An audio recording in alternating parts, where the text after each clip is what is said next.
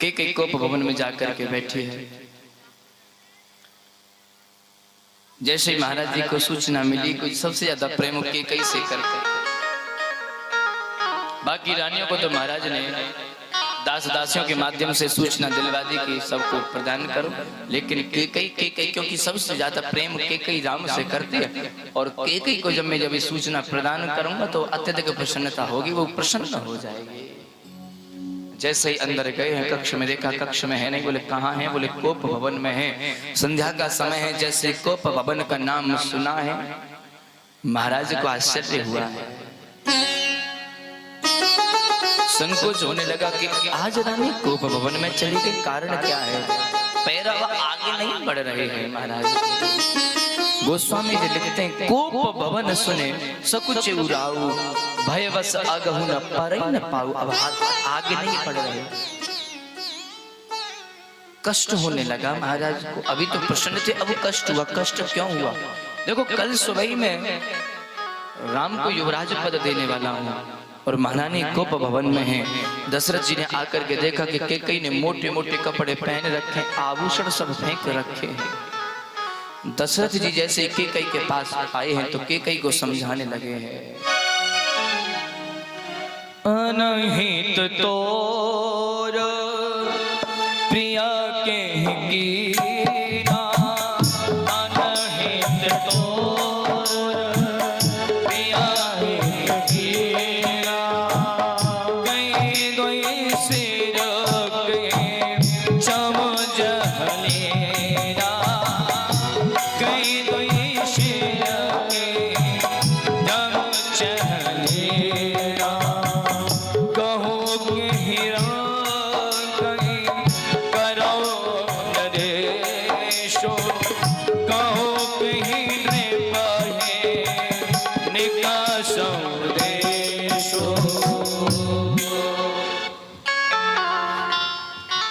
अंदर गए हैं कोप भवन में।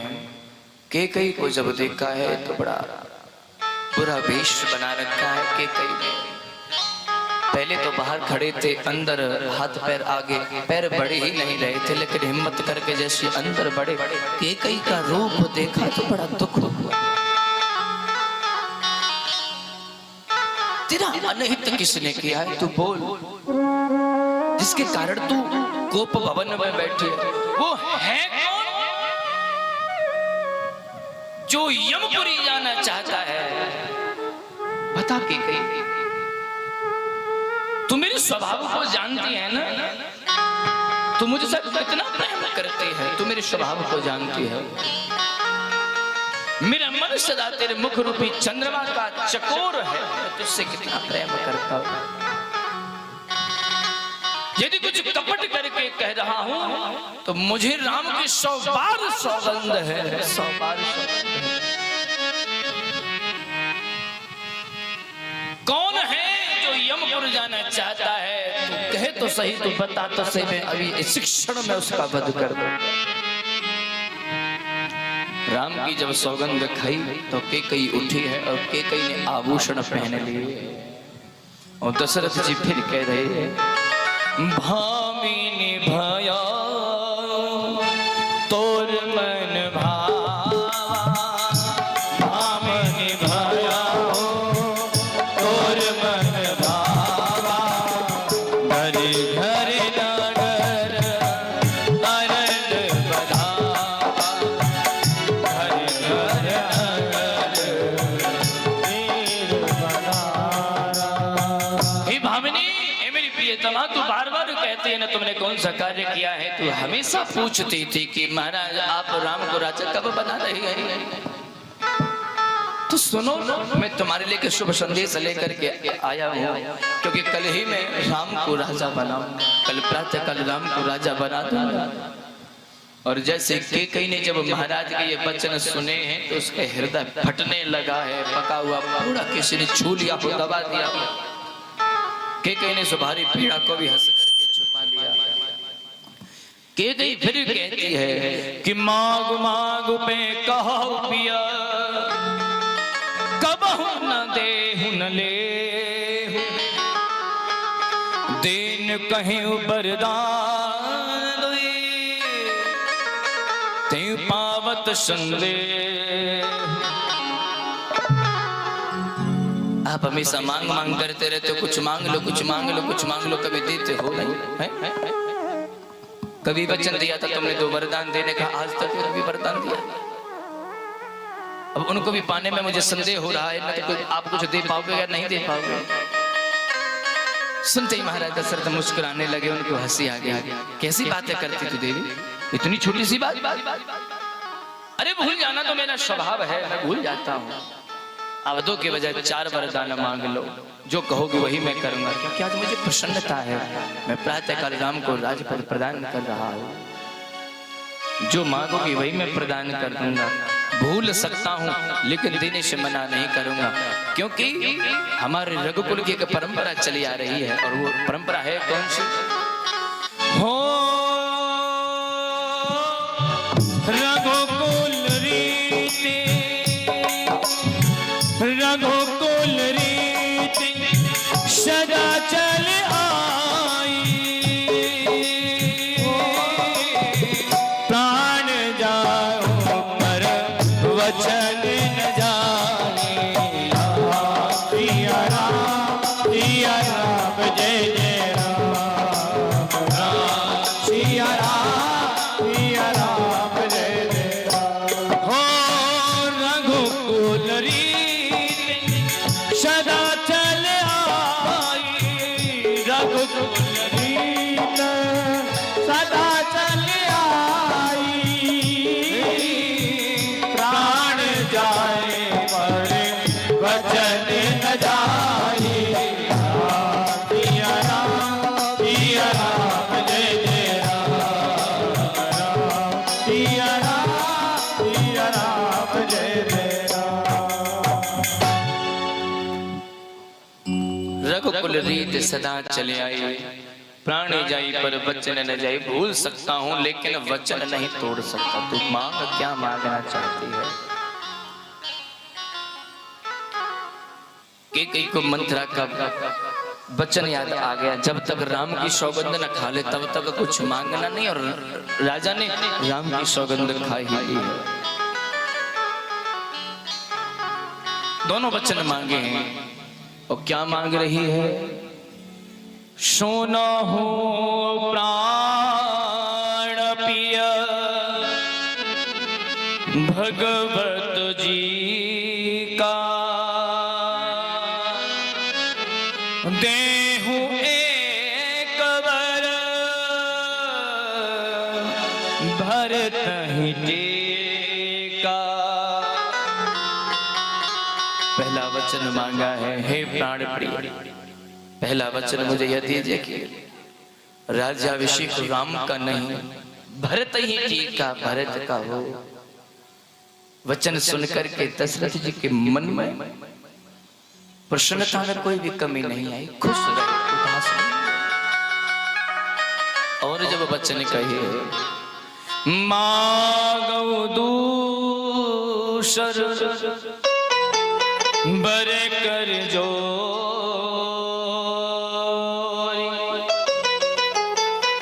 पुर बहुनाथ मनोरथ मोरी, तापस वेश विशेष उदासी,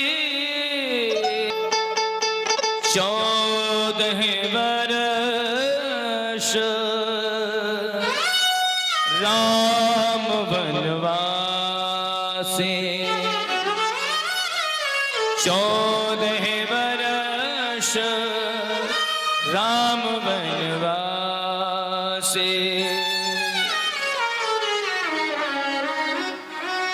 दूसरा वचन कहा है राजन, पहला वचन तो आपने सुन लिया, दूसरा भी वचन सुनो। तापस वेश विशेष उदासी, 14 वर्ष राम वनवासी। दशरथ जी ने जैसे ये वचन सुना कि राम उदासीन होकर के तपस्वी बनकर 14 वर्ष के लिए वन को जाए। दशरथ जी महाराज व्याकुल हो गए, मानो ऐसा लगा जैसे बटेर के ऊपर बाज झपट पड़ा।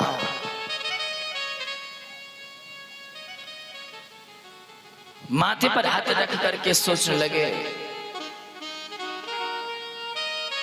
जैसे कुछ सोच करके बोलने वाले थे कि कहीं बोल पड़ी, क्यों क्यों भरत तुम्हारा पुत्र नहीं है क्या? भरत को तुम राजा नहीं बना सकते क्या? राम ही तुम्हारा पुत्र है। भरत को खरीद करके लाए थे।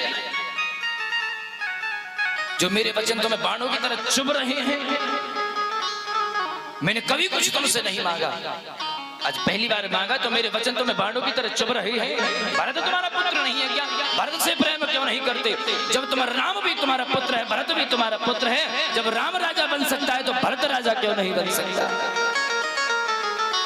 ऐसे तीखे जब वचन महाराज दशरथ ने सुने हैं तो अपने आप को संभाल नहीं पा रहे, लेकिन फिर भी कैकई से कहते हैं कि अरे कैकई तू कैसी बातें कर रही है? राम भी मेरा पुत्र है, भरत भी मेरा पुत्र है, ये दोनों मेरी दो आंखें हैं। किसी भी प्रकार का संदेह नहीं है, मेरे मन में कोई छल कपट नहीं है, मैं निश्चल भाव से निष्कपट भाव से बात कह रहा हूं। तू कहती है तेरा पहला वचन है कि मैं भरत को राजा बनवा दूंगा, तू जब कहेगी तब सुबह राम का राजा अभिषेक नहीं होगा, भरत का हो जाएगा। लेकिन एक बात समझ में नहीं आती है।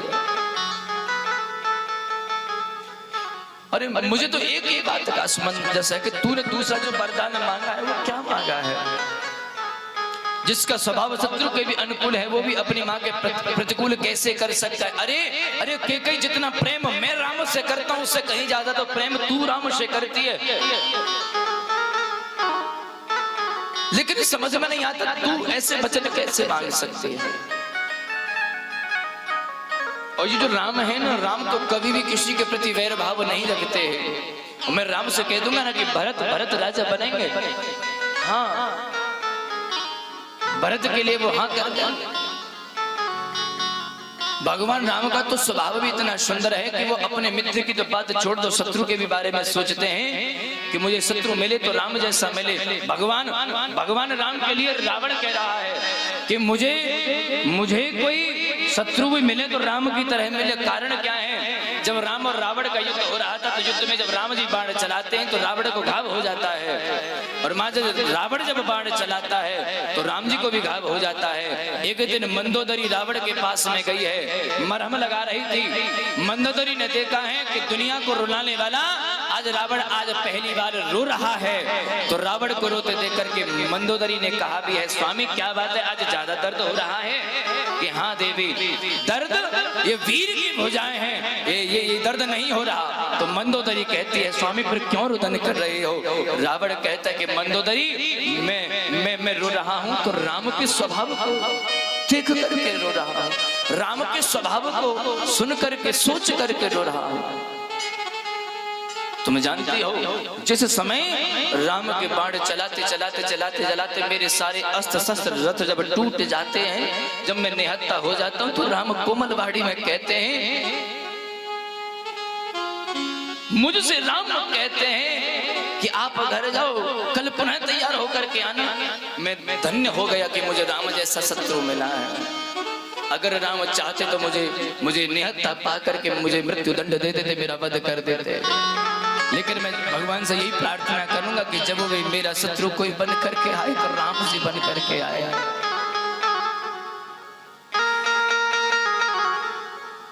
गोस्वामी तुलसीदास जी महाराज कह रहे हैं कि राम का स्वभाव तो है ही ऐसा जिसकी शत्रु भी प्रशंसा करते हैं।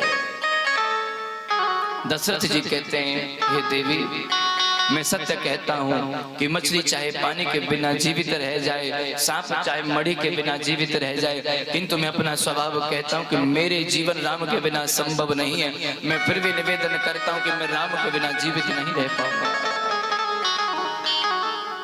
राजा के कोमल वचन सुनकर के दुर्बुद्धि कैकई अत्यंत जल रही है, मानो अग्नि में घी की आहुतियां दे रही है। कैकेयी को मंत्रा के वचन याद आ गए। मंत्रा ने कहा था कि महाराज मन के मलिन हो गए हैं, मुंह के मीठे हो गए। तुरंत कैकेयी बोल पड़ी, राजा मुझे तो ऐसा लगता है काई करऊ किन कोटि उपाया, यहाँ न लागी रावरी माया। मुझे तो ऐसा लगता है कि आपके मन में छल कपट पैदा हो गए हैं। अगर प्रातःकाल होते ही तुम राम को बन नहीं गए, राम को तुमने बन नहीं भेजा, तो मैं आत्महत्या कर लूंगी। कहूं करो कि कोटि उपाया, चाहे कुछ भी हो जाए राम को बन भेज दो, भरत को राज्य प्रदान कर दो। अब चाहे कुछ भी हो जाए, अब जाए जो होगा, और नहीं तो मना कर दीजिए, अपयस लीजिए। जो रघुकुल रीत सदा चल आई, जो रघुकुल की परंपरा है वचन देने की, उसको तोड़ दीजिए। मुझे प्रपंच अच्छे नहीं लगते। कैकेयी के वचनों को सुनकर के दशरथ जी ने कैकेयी को बहुत समझाया है, लेकिन दुर्बुद्धि कैकेयी समझ नहीं रही है। आज महाराज दशरथ ने कैकेयी के चरणों को पकड़ लिया है, लेकिन फिर भी कैकेयी उनको पिछड़ता हुआ, पछड़ता हुआ, रोता रोता हुआ वहीं छोड़ करके चली गई है। दशरथ जी ने करुण प्रकार से समझाया, कैकेयी जी नहीं समझे हैं। तब दशरथ जी के मुख से अभिशाप सा निकल गया है, और क्या निकला है? शुभ शुभ से फिर अवध सुहाए, सब गुण धाम राम प्रभुताय। तोर कलंक मोर पछताओ, मुए न मिटे न जाए काओ। तेरी उजाड़ी हुई अयोध्या फिर एक दिन बसेगी, राम राजा बनेंगे, सभी भाई राम की सेवा करेंगे, लेकिन ये तेरा कलंक और मेरा पछतावा मरने के बाद भी नहीं मिटेगा।